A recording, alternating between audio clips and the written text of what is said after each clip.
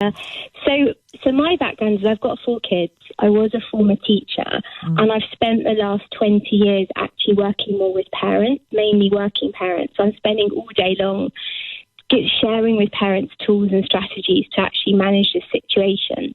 So I've got to speak to really thousands of people. And although my stance on it is that, of course, there have been tremendous challenges. I've seen them with my own kids that are all different age groups.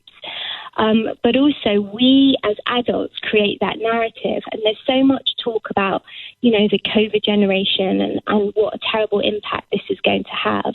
But on the other hand, I think that children have been learning so many valuable things about life, so much beyond the things that they learn in the classroom, practical things about helping at home, thinking, getting that sense of what's really important, maybe contributing to their community, and also tremendous resilience. Like, they've had to deal, if I think about with my own kids, so much disappointment and setbacks. Yeah. So you almost feel that later in life, when things happen, they're like, oh, I can deal with this. I went through lockdown and COVID and all of that. And I think the priority, it's really easy to criticise the government in hindsight. And yes, there are so many different U-turns that they've taken. I've got a child in the situation of, A-levels are cancelled and we still don't know exactly what's happening instead.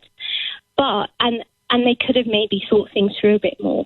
But I think that the priority when they do go back to school has to be their social and emotional well-being. And we are so concerned about the academics. I'm a teacher, but I haven't been teaching my kids because, frankly, I haven't had time. I've had my own business to run. Yeah. But that, in order for them to be in a place, to be in a place to be able to learn again, their kind of social and emotional well-being needs to be a priority as well. I agree with you. And I also, at some point we will get into, down the line, I think we will get into how do we build resilience nationally for the next time something as big as this lands on us. And I think one of the things, and I'd be delighted to be part of this, I think one of the things we need to build is a reserve teaching workforce. If you have obviously with some training and the appropriate levels of CRB checks and all the rest of it, but there's a huge number of retired people, for example, who could have stepped into a Nightingale school type scenario and backed up teaching and backed up the teachers, and maybe the main lessons would have been coming in through Zoom. But if you, like, for example, my degree is in modern languages, and you could back up the Spanish teacher, the French teacher, whatever.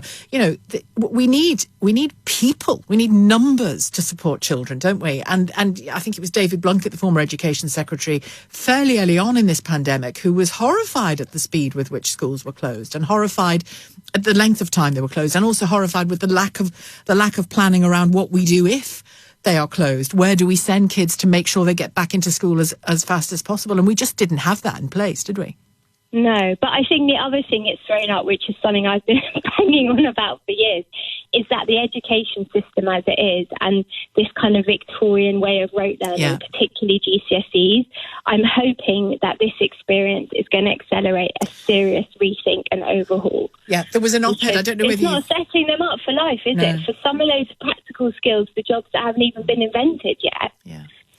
There was an op-ed, I'll put it on my Twitter feed, Rachel, if you want to take a look. Thanks for your call. There was an op-ed in the Times 3 days ago, maybe, saying just that, or part of what Rachel's just said there about using this experience as a reason to absolutely reboot what an education system in the UK looks like for now and the future, for the here and now and for the future.